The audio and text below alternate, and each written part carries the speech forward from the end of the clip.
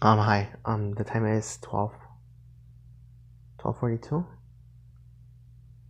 12:42 a.m. in the morning. It's Monday, March 25th, and this is Magic Cooper.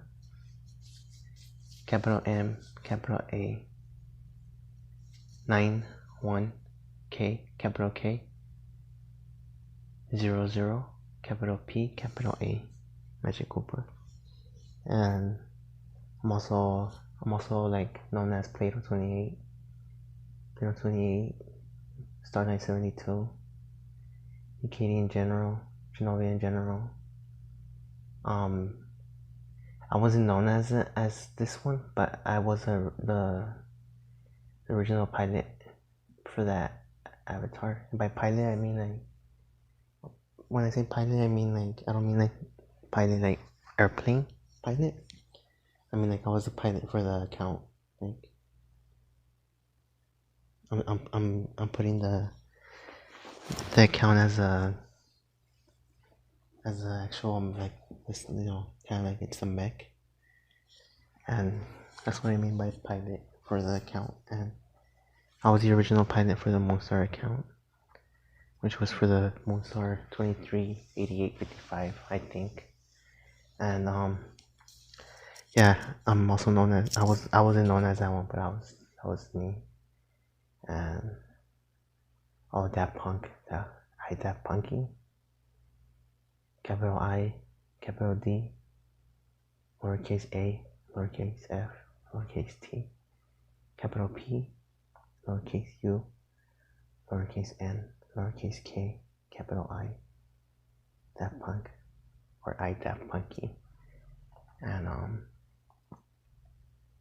yeah, that one I try and branded it as like I Daft Punk the player, to identify the differences between like the actual the group and the avatar that is not associated with them in any way. We're just like, I'm a fan of Daft Punk, and I know that the word daft means foolish, so I'm like, all right, that's gonna be the name, Foolish Punk. And yeah, that one. And there's other ones, but the other ones are not part of the story right now. So Daft Punk is as far as I'm gonna go into the details for the purpose of this recording. And I think this would be tape 5 or recording 5. Yeah, so when I was doing the Warhawk stuff, like the Warhawk stuff, like for YouTube, for uploading, like, this is part of it, but it has to do with it, but it's not like, directly with it, but it is part of it. When I was doing the Warhawk videos for YouTube, like I was doing a lot of research for it, and I was doing research for the video game and for the actual YouTube, to scan, because I know like I've worked in different places, like many in different jobs, and I've always like in certain jobs I noticed that there's like families working there, like clusters of families that are working within a company. And what happens is that sometimes when those clusters are big enough, they try to take over the company, unofficially. And since it's a bunch of them, then the right people in the right places, you could take over a company. And I've known that, like I've always known that. And I don't mean like hostile takeover, but I mean you could take over the influence of the company to eventually to take over the company. And there's people that that's what they want to do, and that's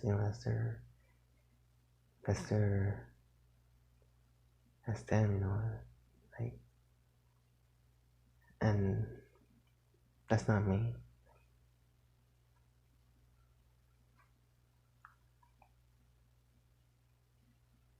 And I was only working because we have to work to stay productive to society or whatever, I understand the concept, but I also understand the concept that um the the work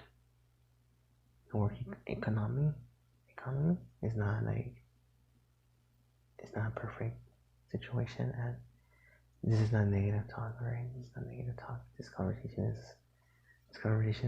is simply an explanation of, certain concepts that, are hard to understand, that they relate, but they do connect. They circle around to the concept that I'm talking about. Alright, so the concept that I'm talking about right now is okay. Right now I'm going to talk about the third party system. The third party system is a system that is created to create miscommunication, like purposely or intentionally, or unintentionally. Purposely is through miscommunication. Miscommunication of the party, and by party I'm not talking about party time. I'm talking about a group. All right, and the reason why I'm specifying this is because this recording is for my purpose, for my personal use, but eventually it might get thrown out there, because the stuff that I'm talking about is, they might try to make it seem like it's something like stupid, or it's just me like being over paranoid. But the situation that I'm talking about, the situation that occurred is not a whatever situation, and that's what I'm trying to point out. The situation that occurred is a Watchmen proportions. Like, what I'm talking about Watchmen concept. The Watchmen concept, which means that concept is about the watchers. The people that are like supposed to be watching the society and guiding it, and monitoring that everything's going accurately. Well, the watchers concept is a concept that a lot of people like have, and they believe in it, but it's not like official, but it is official. But it's kind of like an unwritten thing. All right. Well, the watchers concept that I'm talking about, I'm not gonna take it as far as like to say global. All right. I'm not gonna talk about it like that. Okay. The watchers concept that I'm talking about is more basic, right? And the concept that I'm talking about is, I'm talking about developers. Like game developers. Game developers. They develop a game. They throw it out there to the market, and you or your kids or your friends or whatever, you guys buy these games and you guys play them, and since you guys are not aware of the way it works, and even some people that are aware of it, because they work through companies, the companies they tend to, there's people that value knowledge, like there's people that value knowledge, like it's not a joke, and so like let's say a company, like a software company, the main people, they figure out, oh look at, they create the engine, and then like, oh look at, they figure out how the engine works, they figure out the loopholes, they figure out how to use it, they figure out how it can be used against them, and all that. All right, and that's important, because the whole purpose of what I'm talking about is the fact that they're protecting their creation, their game, and in the process of that, there's always gonna be people that get corrupted by power. Power can be, power is subjective.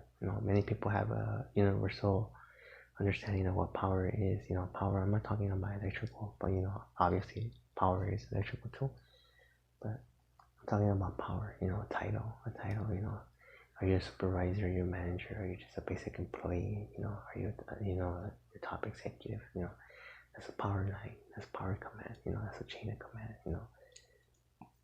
And the chain of command also works.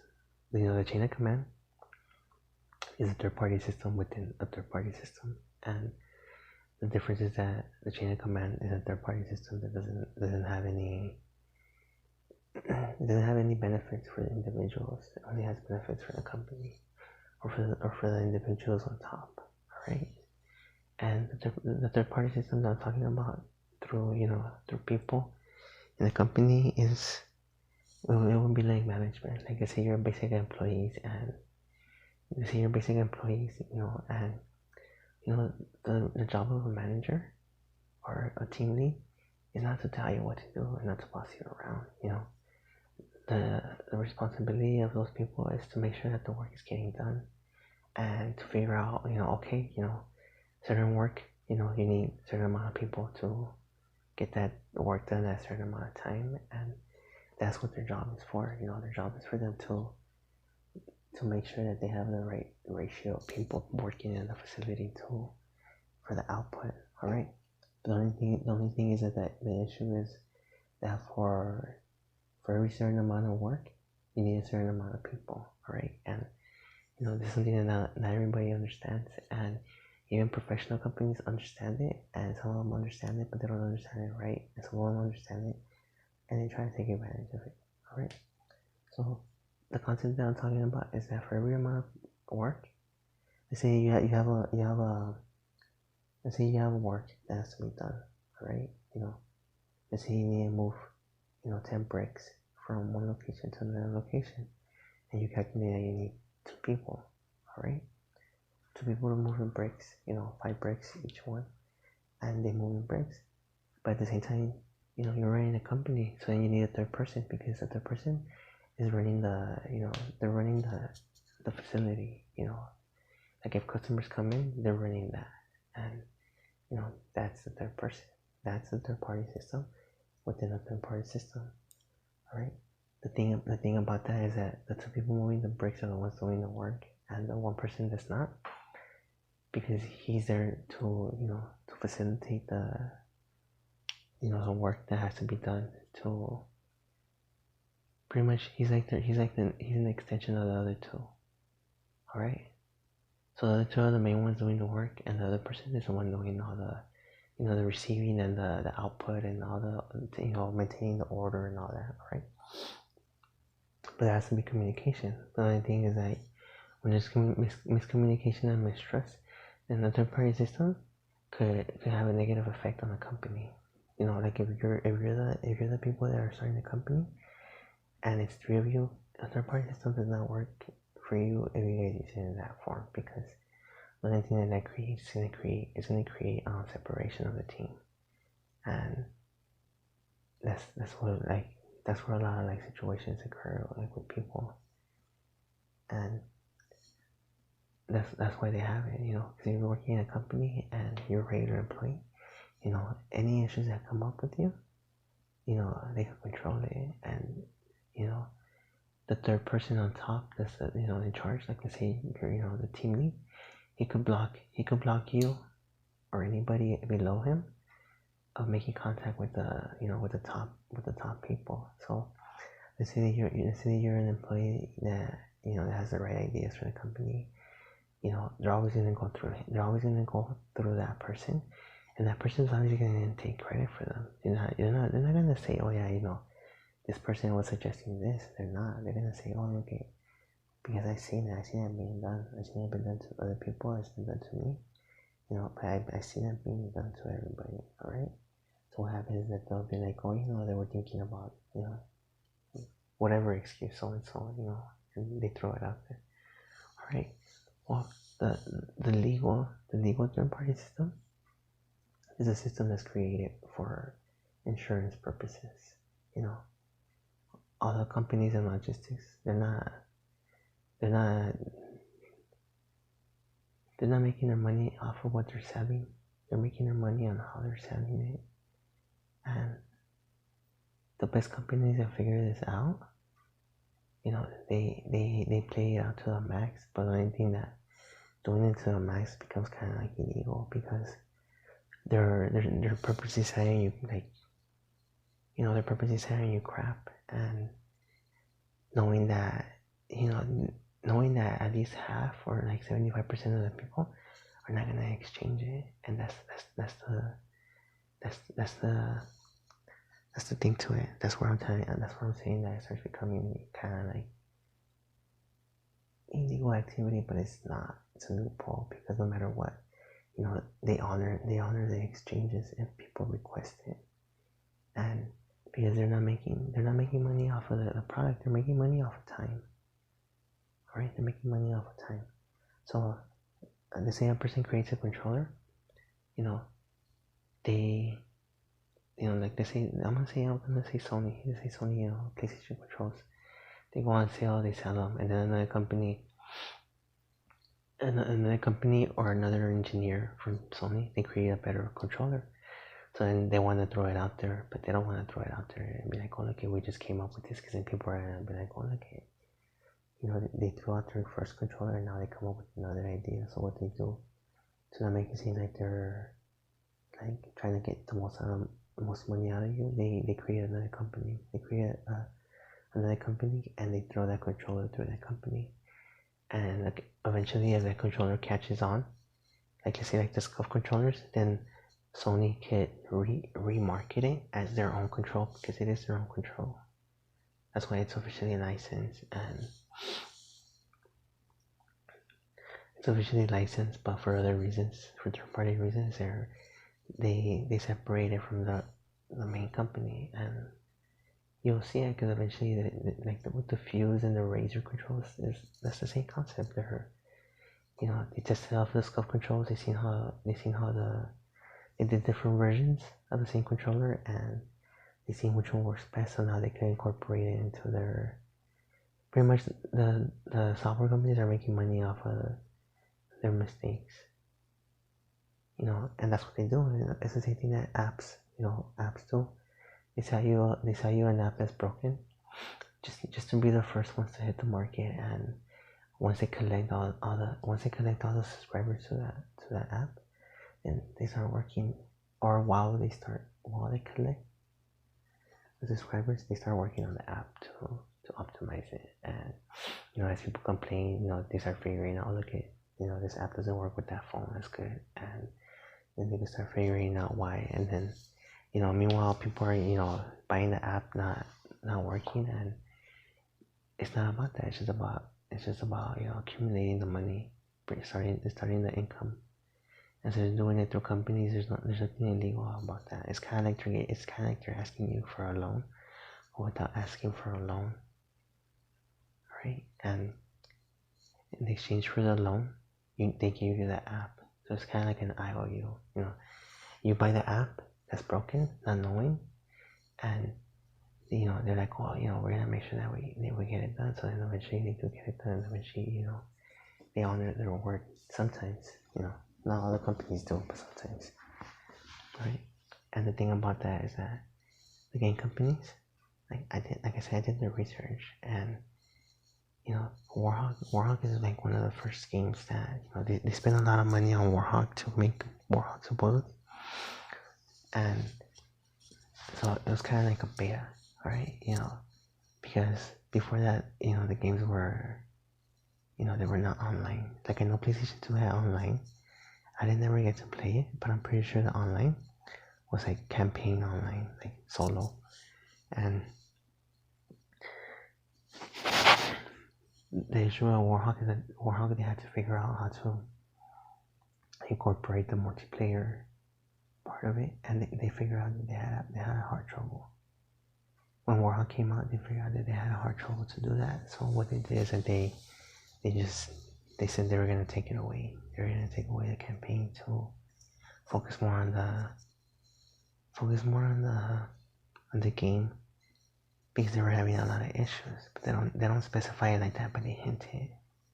Alright, so what happened is that when Warhawk was starting, they were having issues with the frame rate. They were having issues with maintaining, kind of like PUBG and H1Z1. It's the same issues, because it's the same game, it's the same engine. It's a recreated version of the original engines. Because like I said, I've done a lot of research on that game, and I follow the evolutions of the companies you know, the software companies, the developer companies, and the engines. And the Warhawk engine, the Warhawk game that was running, it was an engine that they were making, that they were working on. And what I see what they do, you know, games like God of War and all that, those games are the actual engine, and they're like God of War is part of the actual engine. So when, like the new God of War, when they make the new version of the engine, you know, games like God of War have all the components to that engine, and that game is an extension of the engine. So when they're selling you the game, in reality, what they're selling you is they're selling you a copy of what represents the engine, but they're not selling you the engine. They are selling you the engine, but they're selling you a locked version of it, which is the game. And you can only do what they let you do in that engine, which is the game. And what happened is that when they did the Warhawk game, that Warhawk game itself was the same thing. It was the engine for the games, and they seen that the frame rate was a big issue, and that's why Call of Duty took over. You know, Call of Duty games. That's why they they became successful, and why Warhawk is not like known, because, well, I'm pretty sure it was known in this time, but I'm pretty sure it wasn't as known because, you know, it's only known by the hype, and then it fades away, you know, based on the hype. And so yeah, that's what I'm trying to say, that the Warhawk game was the engine. Warhawk is the engine for other games like H1Z1, PUBG, Fortnite, and every other single version of those games. It's Warhawk. They're using a Warhawk engine, and they're trying to hide it because, you know, like I said, they're doing a third party system, and the thing that they do is that what they started is at the same time they started YouTube accounts, like Sony, you know, like Santa Monica Studios, you know, the workers there, they start YouTube accounts, but not connected literally through the company. So it's unofficial, you know, it's kind of like a side thing. So if you're a developer, you start your channel, you know, and of course, you know, if you're a developer and you start your channel, you're the developer first, I'm gonna start a channel too, and you guys are gonna try to take over. You guys are gonna try to dominate that game because it's, you know, you guys feel like it's your game because you guys all worked on it, and that's where I'm getting towards, you know. And for the purposes of the conversation, I'm gonna separate the conversation so that if there's anything there that's, you know, interesting, so you could just focus on that part.